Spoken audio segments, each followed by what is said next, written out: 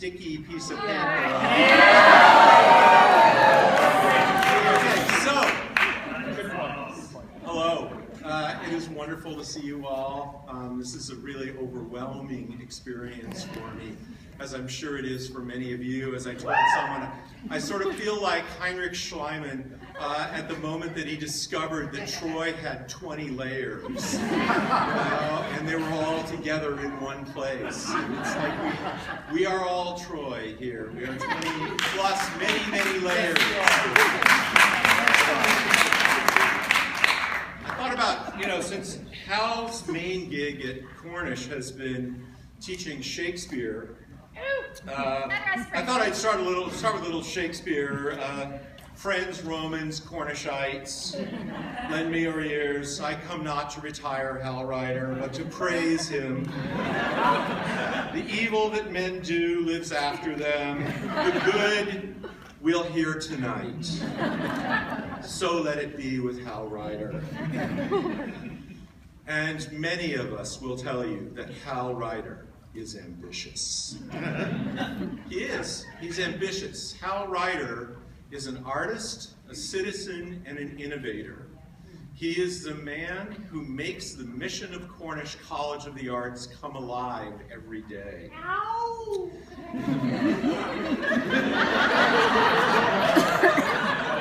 Got some nice voice work there. Excellent. That was excellent. I met Hal Ryder in 1981. So I go back with Hal many, many years. I was directing plays in the city of San Francisco at a theater called the Eureka. And having had a certain amount of success, one day I received a phone call from the Drama Studio London at Berkeley. They asked me to come in and talk about teaching there. And I went in and I met a gentleman named Hal Rosenblatt. Later he would change his name to Hal Cougar Mellencamp.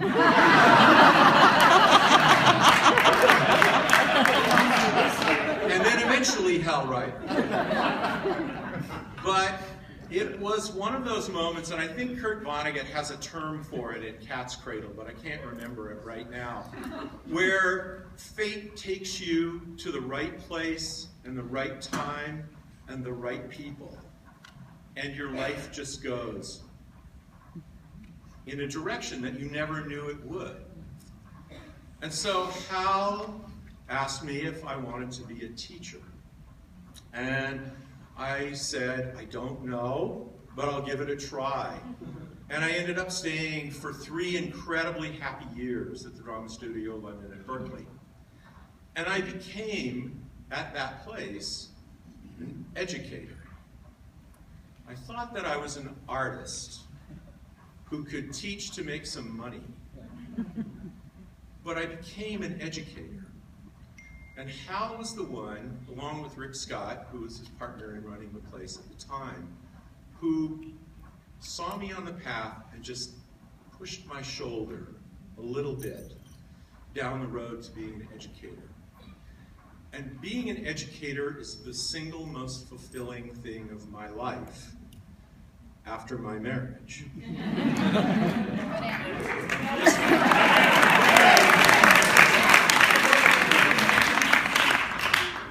And so, a number of years later, when I was in Japan, and my wife and I were starting to wonder where we were going to go, what we were going to do, I got a phone call from a man named John Dillon, who was a great mentor to me. He said, Cornish College of the Arts is looking for a new department chair because the incredibly fantastic Bob Sandberg is going away to Princeton. And so I said, okay. And so I came out to Seattle to interview for the job. And one of the things I remember about this is that when I left, it was right after the Kobe earthquake.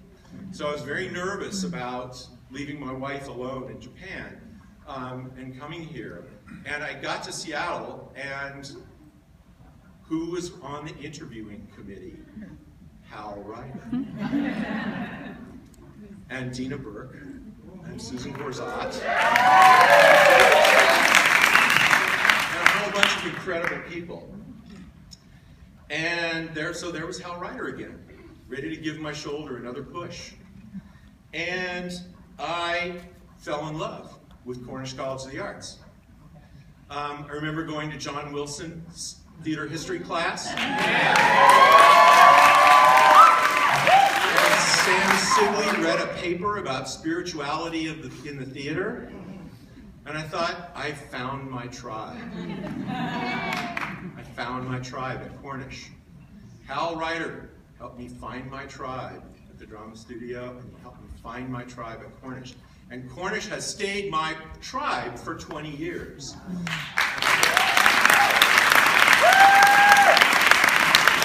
I think that Hal is a kind of shaman in the tribe. You know, many people will know this, but, you know, I'll be sitting in my office sweating away, and all of a sudden the door will open and Hal will come in, and he'll come in a kind of knowledgeable, forceful, yet oddly self-effacing way. And he'll say, I just want to say a couple things.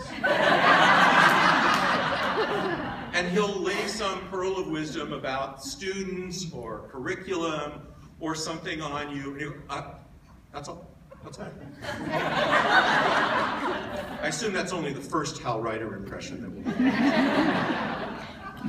I remember my first year, there was a Feast of Fools, and I think it was Brandon Olson did an incredible imitation of Hal Ryder. One of the greatest pieces of acting I've ever seen. So Hal, we all owe so much to him. I'm not going to talk much more about that because everybody else is going to do it. And we also all know it in our hearts. And I think he knows it too. Because Hal is very receptive. He's smart, he's intuitive, he understands people. So I'm going to end with reading a poem by my personal guiding light in the theater, Mr. Bertolt Brecht. Oh, I do want to say I'm particularly in debt for Hal, to Hal for putting this event together and introducing some of the most beautiful words a theater chair could ever hope to hear, which are endowed fund for theater.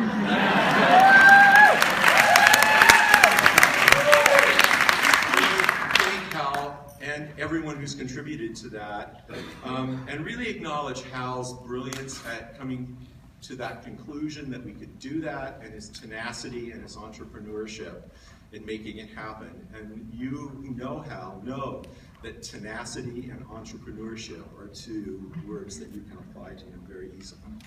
This is Song About the Good People by Bertolt Brecht. We know the good people by the fact that they get better as we get to know them. The good people invite us to improve them, for how else does anybody get wiser? By listening and by being told something. At the same time, however, they improve anybody who looks at them and anybody that they look at. It is not just because they help us to get jobs or to see clearly, but because we know that these people are alive and are changing the world, that they are of particular use to us. If we come to them, they are there. They remember what they looked like the last time we met them, however much they have changed, and it is precisely they who do change. They have at most become more recognizably themselves. They are like a house which we help to build. They do not force us to live there. Sometimes they do not even let us.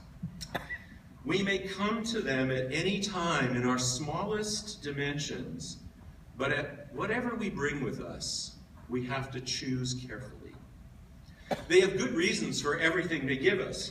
If they find the presents thrown away, they laugh. But here too, they are reliable, because if we cannot rely on ourselves, they cannot be relied on. When they make mistakes, we are delighted, because if they place a stone in the wrong place, we, by watching them, see the right place. Daily they earn their interest, our interest, even as they earn their daily bread. They are interested in something that is outside themselves. The good people keep us busy. They don't seem to be able to finish anything by themselves, and all of their solutions still contain problems.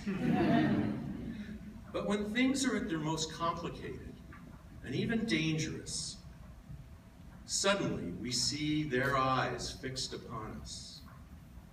Though they do not entirely approve of us as we are, nevertheless, we know that we can count on them. Hal Ryder is one of the good people.